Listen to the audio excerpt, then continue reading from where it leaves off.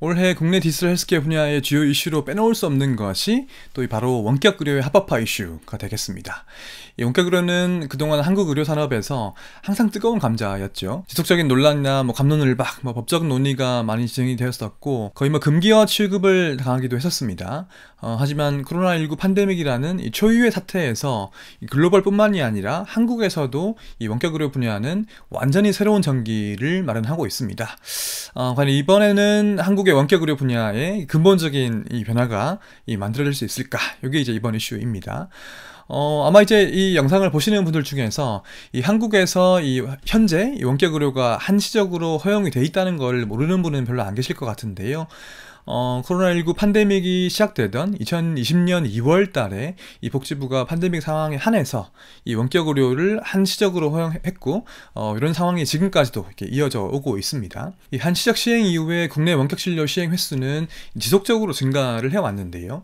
지난 2022년 1월 달에 이 복지부의 발표에 따르면 원격 진료를 진행한 누적 환자 숫자는 무려 352만 명을 넘어섰습니다.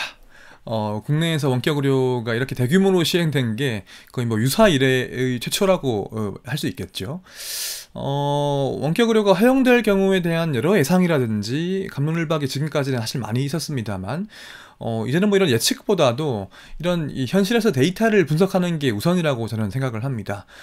예를 들면 이제 그 대표적으로 대형병원 쏠림 현상이라든지 의료비 낭비라든지 의료사고 가능성 등등에 대해 가지고서는 일단 이 352만 명의 데이터를 이제 분석해 보면 되겠죠. 그래서 코로나19라고 하는 이 비상 상황에서 이게 피치 못하게 얻어진 데이터이긴 합니다만, 이 원격 의료에 대한 여러 논란이나 의문점들에 대해서 답을 줄 수 있는 그런 귀중한 데이터라고 말씀드릴 수 있을 것 같습니다. 최근에 사실은 심평원에서 이 데이터를 바탕으로 해서 이 한시적 비대면 진료 시행에 따른 효과 평가 연구라는 이제 보고서를 내어놓기도 했는데요. 나중에 기회가 되면 요 보고서도 한번 제가 따로 다뤄보도록 하겠습니다. 여튼 이런 한시적 허용이라고 하는 게 말 그대로 이제 한시적 허용이기 때문에 코로나 팬데믹이 끝나면 이런 이제 한시적 허용을 영구화할 것인지, 아니면 과거로 되돌릴 것인지에 대해 가지고서는 논의가 더 필요한 상황이 되겠습니다. 지금이야 이제 오미크론 변이 때문에 팬데믹 상황이 사실 더 악화되고 있는 상황이어서 이런 코로나 이후에 어떤 이런 상황을 이야기하는 게 시기상조라고 볼 수도 있겠죠. 하지만 그럼에도 불구하고 아마도 연내로는 이제 원격 진료의 합법화 논의에 대한 결론이 어떤 식으로든지 간에 나지 않을까 예상을 하고 있습니다. 그러니까 이런 오미크론 변이에 대해 가지고 조금 긍정적으로 보시는 분들은 연내로 이제 이 엔데믹, 팬데믹의 종식을 점치고 있으신 분도 계신 것 같고, 또한 2021년 하반기에 원격으로 합법화에 대한 안건이 이제 국내에 상정되기도 했기 때문입니다. 요 개정안에 대해 가지고 제 블로그에 또 포스팅해서 자세하게 다뤄드린 바가 있으니까요. 요거 좀 참고를 해보시면 되겠습니다. 그리고 예전과는 달리 의료계 내부에서도 최근에 상당히 전향적인 의견들이 나오고 있기 때문에 이 원격 의료 업계의 입장에서는 이번엔 좀 다르지 않을까? 이런 기대를 좀 가지실 수도 있는 그런 상황이죠. 아직은 세부적인 입장들이 좀 여러 갈래로 나눠지긴 합니다만, 일단은 원래 금기어였던 건데 이 금기어를 이렇게 공개적으로 논의할 수 있게 되는 것 자체가 너무도 큰 변화라고 보고 있습니다. 이런 변화를 보고 있으려고 하면은 이제 코로나19라고 하는 이 외부의 이 큰 충격이 이 보수적이었던 의료계에도 얼마나 큰 영향을 미쳤는지를 또 새삼 감탄을 하게 되는 거죠. 하지만 산업계의 입장에서 봤을 때에는 제가 항상 강조를 하는 부분인데요. 이 원격 의료가 단순히 허용될지 말지의 여부가 아니고 이 어떤 형식으로 허용될지가 상당히 중요합니다. 이 허용되는 세부적인 형식에 따라서 이 상당히 다른 유형의 원격 진료가 구현되기 때문이죠. 저는 이걸 이제 원격 의료의 오하 원칙 이렇게 부르는데요. 누가 누구한테 언제 뭘 어떻게 할 거냐 이런 겁니다. 이런 거에 따라 가지고서 이 현재 한시적 허용 하에서 사업을 진행하고 있는 회사들의 이 BM이든 서비스 모델이든 이런 것들이 이제 한순간에 불법으로 전락할 가능성도 있는 거죠. 여기 따라 가지고 이제 사업자들이 사업 모델을 크게 바뀌어야 되거나 심지어는 폐업을 고려해야 될 수 있다고 저는 보고 있습니다. 최근에 제가 이제 농반 진반으로 그 대항해 시대 이런 거에 빗대 가지고서 대원격 의료 시대라고 부를 정도로 이 한국의 수많은 회사들이 이제 원격 의료에 뛰어들고 있는데요. 그 중에는 스타트업도 있고 중견기업이나 대기업도 있는 관심을 좀 보이는 곳들이 있는 것 같습니다. 그리고 이제 뭐 이미 원격으로 서비스를 제공하고 있는 곳들, 그리고 뭐 스텔스 모드로 하시거나 아니면 주변에 지금 제가 뭐 준비를 하고 있다고 들리는 팀들을 합쳐보면 뭐 적어도 20팀 이상은 있는 것 같아요. 그리고 이 중에서 뭐 벤처 캐피털 투자를 받으신 것도 뭐 적지 않고요. 근데 이런 회사들은 일단 뭐 무엇보다도 그 허용이냐 금지냐를 넘어서 아까 말씀드린 대로 이게 어떻게 허용될지에 대해서 매우 주의 깊게 보셔야 됩니다. 그러니까 현재 이제 상정되어 있는 의료법 개정안에 따르면 예를 들면 1차 병원만 원격 진료를 할 수 있을 거냐, 이거 누가에 해당되는 거죠. 그리고 이 환자가 특정 질환군으로 제한될 거냐, 이거 누구에게 해당되는 거고요.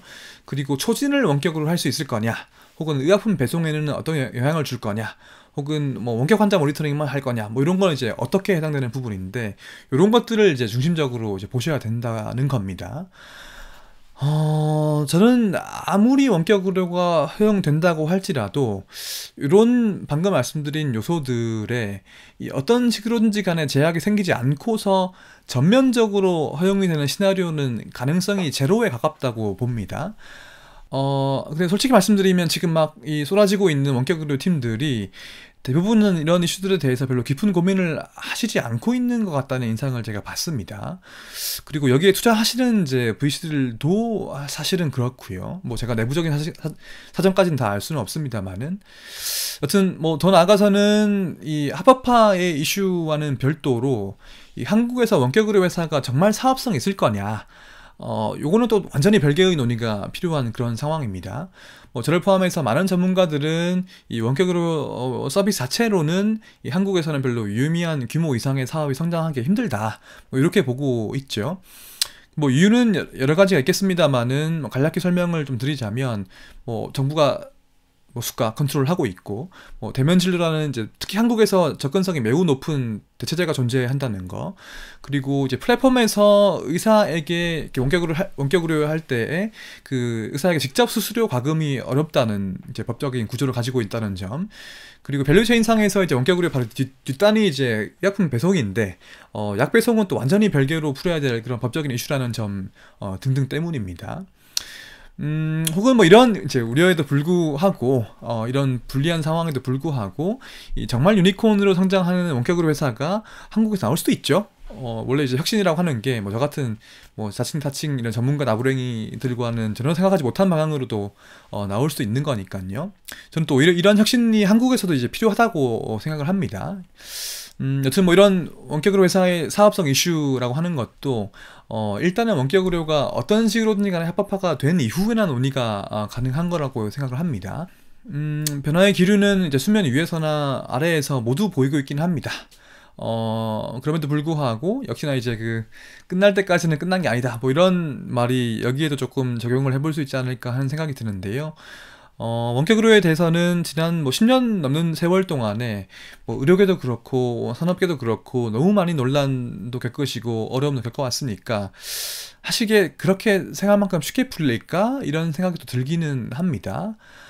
뭐 투자 이제 분야에서 뭐 가장 위험한 말이 이번에는 다르다, 뭐 이런 거라고 하잖아요. 그래서 여튼 그 정말 원격 의료의 합법화 허용이 이번에는 다를지 지켜볼 일입니다.